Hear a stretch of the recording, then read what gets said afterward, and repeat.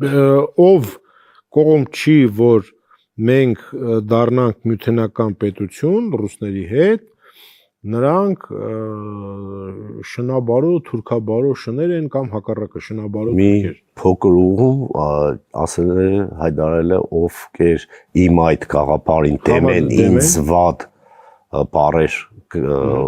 բառերով կպատասխանեն, նրանք թուրքահպատակ շներ են, նաև մարդը հայտարարել է, որ Հայաստանը իշխանությունները տանում են դեպի վիլայեթացման, թե ինչ, ես էլ հայտարարում եմ, նա ով կմտածի ես, իմ քաղաքական թիմը, մեր ընկերներից որևէ մեկը